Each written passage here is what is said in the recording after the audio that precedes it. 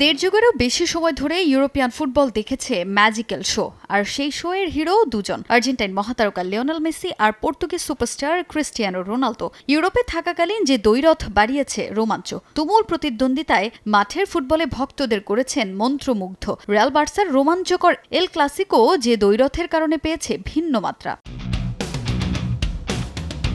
বিশ্বকাপ, champions league, ইউরোপের major সব ট্রফি সহ রেকর্ড ৮টি ব্যালন ডিওরে সাফল্যের স্বর্ণ শিখরে পৌঁছেছেন লিওনেল মেসি। অন্যদিকে বিশ্বকাপ জিততে না পারলেও ইউরো, চ্যাম্পিয়ন্স লিগ সহ মেজর সব ট্রফি জিতে এখন ১০০০ গোলের মাইলফলক স্পর্শ করতে ছুটে চলেছেন ক্রিস্টিয়ানো। নিজ নিজ জায়গা থেকে স্বমহিমায় উজ্জ্বল CR7 আর LM10। কিন্তু এত সব কিছুর পরও বিতর্কের অবসান হয়নি আজও। কে বিশ্বসেরা? কিংবা মাঠের ফুটবলে দুজনের তুমুল প্রতিদ্বন্দ্বিতা থাকলেও এই দুই মহাতারকার ব্যক্তিগত সম্পর্কই বা কেমন?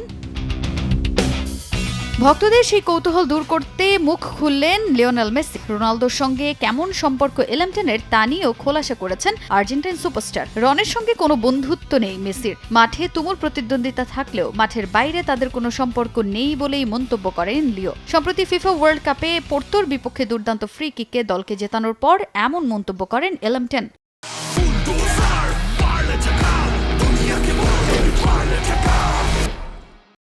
ক্রিস্টিয়ানো রোনালদোর সঙ্গে আমার প্রতিদ্বন্দ্বিতা ছিল মাঠে। আমরা দুজনই দলের জন্য সর্বোচ্চটা দিয়েছি সব সময়। আমাদের সবকিছু মাঠেই সীমাবদ্ধ। মাঠের বাইরে আমরা দুজন সাধারণ মানুষ। আমরা বন্ধু নই, কারণ আমরা কখনো একসঙ্গে খেলিনি। একে অপরের প্রতিদ্বন্দ্বী ছিলাম এবং দুজনের প্রতি শ্রদ্ধাশীল আচরণ করেছি। মাঠে রোনালদোকে প্রতিদ্বন্দ্বী মানলেও রনের প্রশংসা করতে কখনোই কার্পণ্য করেন না লিও। এবারও হলো তাই। ৪০ বছর বয়সেও রোনালদোর পারফরম্যান্সের ভূয়সী প্রশংসা করেন LM10।